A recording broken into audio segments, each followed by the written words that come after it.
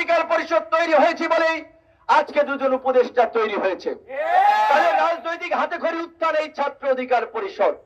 এমনকি এই আন্দোলন সংগ্রামের নেতৃত্বের অগ্রভাগে ঢাকা থেকে ঢাকার বাইরে আপনারা যদি খোঁজ খবর নেন, অধিকাংশই ছাত্র অধিকার পরিষদের নেতা কর্মী কিংবা ছাত্র অধিকার পরিষদ থেকেই তাদের উত্থান।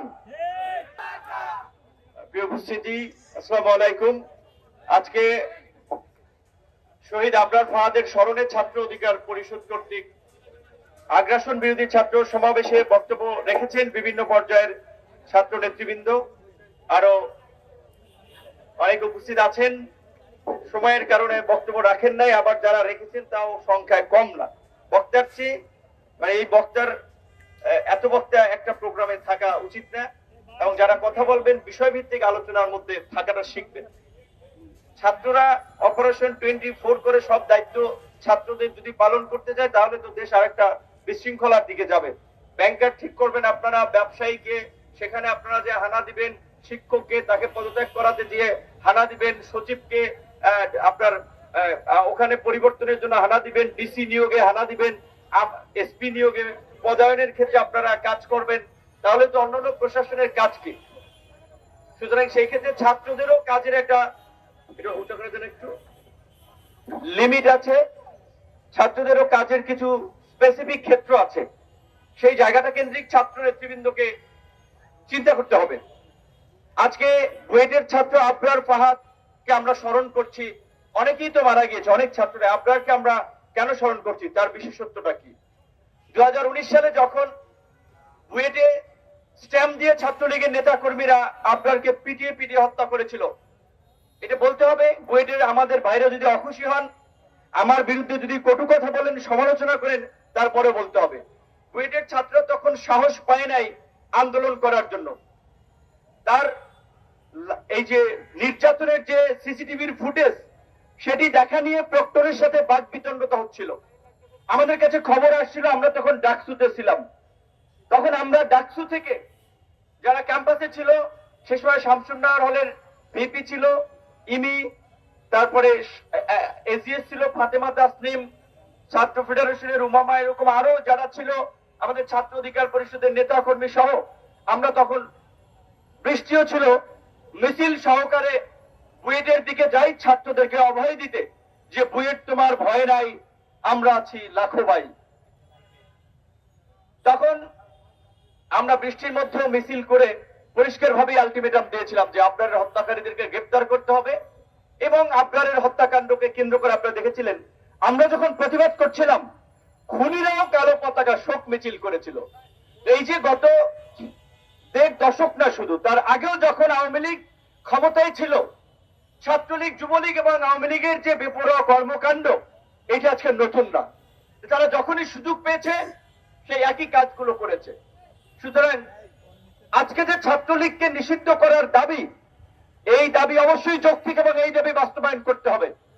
আমরা দেখেছি মুক্তিযুদ্ধের পরপর 75 সালে মুক্তিযুদ্ধের অবশ্যই তিনি একজন অবিসংবাদিত নেতা ছিলেন, কিন্তু মুক্তিযুদ্ধের পর তার যে বিতর্কিত ভূমিকা, হত্যা, গুম, খুনের মাধ্যমে একদলীয় শাসন বাকশাল কায়েমে যে জঘন্য বর্বরতা চালিয়েছেন, যে এই কারণে মাত্র 3 বছরের মাথায় তিনি একজন ঘৃণার পাত্রে পরিণত হয়েছিলেন, যার ফলেই তাকে জীবন দিতে হয়েছিল। ভাগ্যের কি নির্মম পরিহাস, তার কন্যা শেখ হাসিনাও গণবিক্ষোভের মুখে প্রাণ বাঁচাতে দেশ ছেড়ে পালিয়ে গিয়েছেন। এই যে আওয়ামী লীগের যে ফ্যাসিস্ট চরিত্র, এটা তার জেনেটিক্যাল ক্যারেক্টার। সুতরাং 2 বার আমরা দেখেছি আওয়ামী লীগকে আর রাজনীতির সুযোগ দেওয়া যাবে না, যাবে না, যাবে না। এই আওয়ামী লীগ বাংলাদেশের প্রশাসনকে কলুষিত করেছে, এই আওয়ামী লীগ বাংলাদেশের শিক্ষা ব্যবস্থাকে ধ্বংস করেছে, এই আওয়ামী লীগ বাংলাদেশের মানুষের ধর্মীয় মূল্যবোধকে আঘাত করে বাংলাদেশকে উগ্রবাদী, জঙ্গিবাদী, সাম্প্রদায়িক রাষ্ট্র হিসেবে বহির্বিশ্বে পরিচিত করিয়েছে। এবং বাংলাদেশের ছাত্র জনতা গণ অভ্যুত্থানের মাধ্যমে যখন আওয়ামী লীগের পতন ঘটিয়েছে, তখন আওয়ামী লীগ ভারত গিয়ে আশ্রয় নিয়েছে, ভারতে গিয়ে নতুন ষড়যন্ত্র করছে। এসবির প্রধান মনির কিংবা স্বরাষ্ট্রমন্ত্রী আসাদুজ্জামান খান কামাল, শেখ হাসিনা, ওবায়দুল কাদের, সবার নিরাপদ আশ্রয়স্থল হয়েছে এখন ভারত। তো কাজী ভারতকে আমরা পরিষ্কার ভাবেই বলতে চাই, তারা যদি আমাদের ছাত্রদের সাথে বন্ধুত্ব করতে চায়, সেই বন্ধুত্ব হবে মর্যাদার ভিত্তিতে, গোলামীর ভিত্তিতে নয়। আজকে আপনার ভারতীয় আগ্রাসনের বিরুদ্ধে আন্দোলন, লড়াই, সংগ্রামের প্রতীক 7ই অক্টোবরকে আমরা আগ্রাসন প্রতিরোধ দিবস হিসেবে প্রতি বছর আমরা পালন করব। আজকে অনেক সংগঠন পালন করছে, ভালো, কিন্তু গত বছর কয় সংগঠন পালন করেছে, কয়টা প্রোগ্রাম দেখেছেন? অবশ্যই সবাই প্রোগ্রাম করুক, ভালো, কিন্তু আমি বলছি যে প্রতিকূল সময়ে কয়টি মানুষ ভয়েস রেজ করেছে? ঢাকা বিশ্ববিদ্যালয়ের ডাকসুতে 2019 সালের 22শে ডিসেম্বর বর্বর হামলার শিকার হয়েছিলাম। কয়জন ছাত্র তরুণকে প্রতিবাদ করতে দেখেছেন? পরিস্থিতির কারণে ঠিক অনেকেই করতে পারে নাই, আজকে কথা বলছে, এটি ভালো দিক, কিন্তু অবশ্যই সেটা যৌক্তিকতার ভিত্তিতে সামগ্রিক প্রেক্ষাপটকে বিবেচনা করে মাথায় রেখে কথা বলতে হবে। এই সরকারকে ব্যর্থ এবং অকার্যকর করার জন্য নানান ধরনের তৎপরতা, দেশি বিদেশি তৎপরতা চলছে। কারণ এই সরকারকে ব্যর্থ করে আরেকটা নিয়ন্ত্রিত সরকার কিংবা তারপরে নির্বাচনের পরে আরেকটা দুর্বল সরকারের মাধ্যমে যেন বিদেশি প্রভুরা যেন বাংলাদেশের উপরে ছড়ি ঘোরাতে পারে। তাই আজকে বিপ্লবী ছাত্র জনতার প্রতি আমাদের আহ্বান থাকবে, যার যার জায়গা থেকে আমরা আমাদের নিজেদের কাজটি করি। রাষ্ট্র সংস্কার, সংবিধান সংস্কার, আইনের সংস্কার, নিজেদের মানসিকতার যদি পরিবর্তন না করি, সমাজের পরিবর্তন না করি, রাষ্ট্র সংস্কার, সংবিধান সংস্কার করে কিচ্ছু হবে না।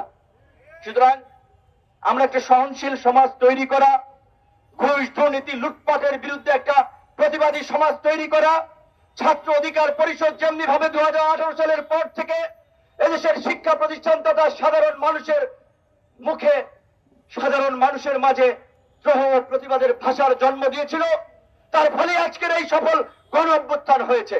ছাত্র অধিকার পরিষদ তৈরি হয়েছে বলেই আজকে আমি ডাকসুর ভিপি নূর তৈরি হয়েছি। ছাত্র অধিকার পরিষদ তৈরি হয়েছে বলেই আজকে দুজন উপদেষ্টা তৈরি হয়েছে। তাদের রাজনৈতিক হাতে খড়ি উত্থান এই ছাত্র অধিকার পরিষদ। এমনকি এই আন্দোলন সংগ্রামের নেতৃত্বের অগ্রভাগে ঢাকা থেকে ঢাকার বাইরে আপনারা যদি খোঁজ খবর নেন, অধিকাংশই ছাত্র অধিকার পরিষদের নেতা কর্মী কিংবা ছাত্র অধিকার পরিষদ থেকেই তাদের উত্থান। সুতরাং এই ছাত্র অধিকার পরিষদকে ইতিহাস এবং ঐতিহ্যের ধারা অব্যাহত রাখতে ছাত্র এবং শিক্ষার্থীদের নিয়ে কাজ করতে হবে। আজকে ছাত্র রাজনীতি বন্ধের যে আওয়াজ উঠছে, এটি সুস্থ ধারার ছাত্র রাজনীতি বন্ধের জন্য নয়, অপরাজনীতিতে আতঙ্কিত হয়ে আর কোন শিক্ষার্থী থেকে যেন আবরার, সনি, আবু বক্কর, হাফিজের মতো শিক্ষা প্রতিষ্ঠানে জীবন দিতে না হয়, সেই কারণে শিক্ষার্থীরা আতঙ্ক থেকেই আজকে অপরাজনীতির বিরুদ্ধে আওয়াজ তুলছে। ছাত্র অধিকার পরিষদ যে একটা অধিকার ভিত্তিক ছাত্র রাজনীতির মাধ্যমে ক্যাম্পাসগুলোতে যে পরিবর্তন ঘটিয়েছে, সামগ্রিকভাবে আজকে এই যে জাতীয় রাজনীতিতে পরিবর্তন নিয়ে এসেছে, এই পরিবর্তনের অঙ্গীকার সাধারণ শিক্ষার্থীদের সামনে তুলে ধরতে হবে। যখন ছাত্র দলের মতো বৃহৎ সংগঠন ক্যাম্পাসে মিছিল করতে পারে নাই, হামলা মামলা দফায় দফায়, শিবিরের মতো সংগঠন যখন প্রকাশ্যে রাজনীতি করতে পারে নাই, ছাত্র অধিকার পরিষদের নেতা কর্মীরা সারা বাংলাদেশে রাজপথ থেকে ক্যাম্পাসে প্রকাশ্যে রাজনীতি করেছে, বীর দর্পে দাপিয়ে বেরিয়েছে, অন্যায়ের সাথে আপোষ করে নাই, হামলা মামলার পরে বারবার উঠে দাঁড়িয়েছে। আজকে সকল কলেজ, বিশ্ববিদ্যালয়ে অনতিবিলম্বে ছাত্র সংসদ নির্বাচনের মাধ্যমে শিক্ষার্থীদের মধ্যে গণতান্ত্রিক মূল্যবোধ এবং সুস্থ ধারার ছাত্র রাজনীতি চর্চার পরিবেশ তৈরি করে দিতে হবে।